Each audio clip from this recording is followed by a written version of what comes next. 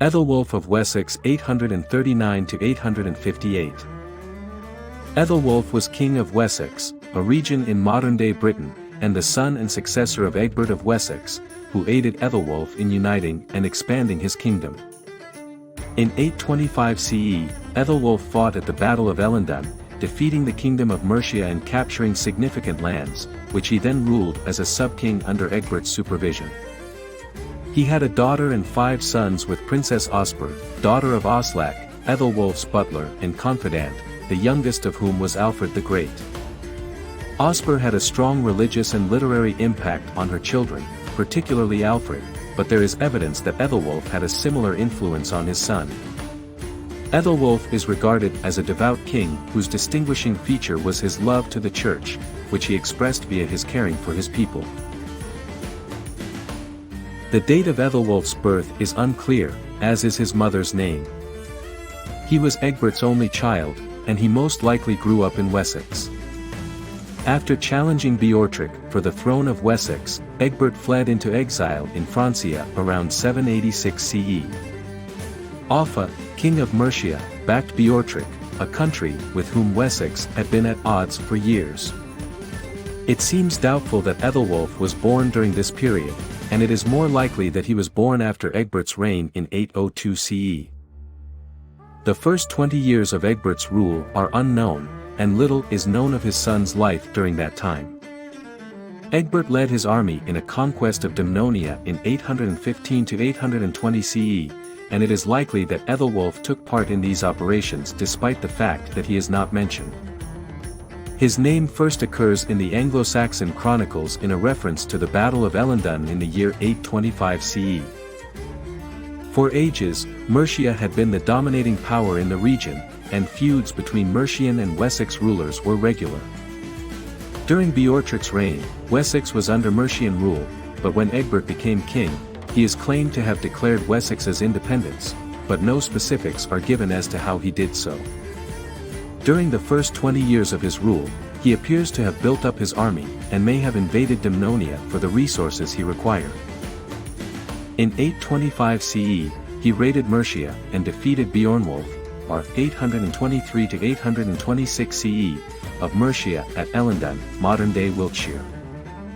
Between 827–829 CE, Aethelwulf was made sub-king of the Mercian territories, Kent, Essex, Sussex, and Surrey, and he backed Egbert's subsequent conquests until, by 830 CE, Wessex ruled the whole British mainland, from its kingdom in the south to Northumbria in the north. During this period, Egbert negotiated with the church to ensure Aethelwulf's succession. This succession was ensured by the strong Archbishop of Canterbury, Ceolnoth, to whom Egbert granted large areas of territory.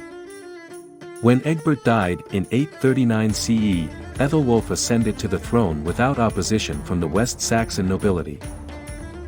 By this time, he had already married Osper, and his eldest son Aethelstan, or 839 c.852 CE, had reached the age when he could be called sub-king of Kent, Essex, Sussex, and Surrey.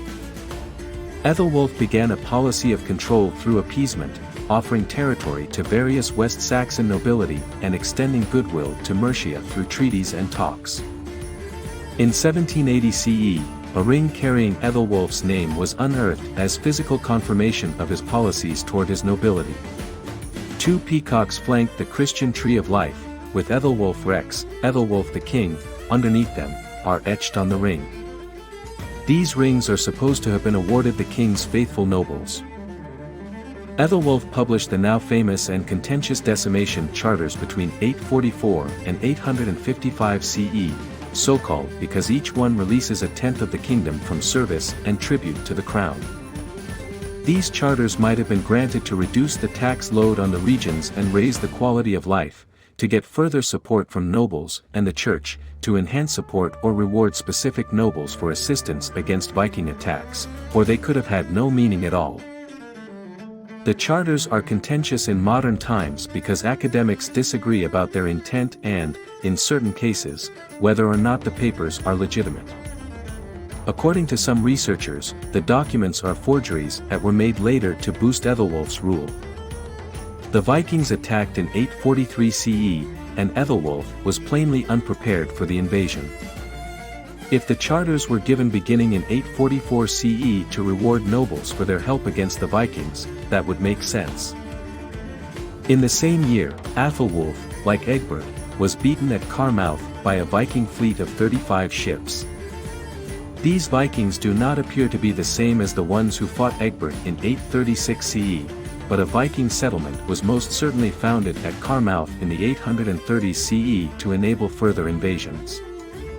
Between 843 and 851 CE, Viking attacks may have continued on a smaller scale, although they would have been scouting missions rather than raids. The Vikings, however, arrived in full force in 851 CE, with 350 ships sailing up the Thames to attack Canterbury in London. On land, Aethelwulf and his son Aethelwulf, or 855 to 860 CE, organized a defense, while at sea, Aethelstan and the Earl Ealhir of Kent commanded a fleet to attack the invaders.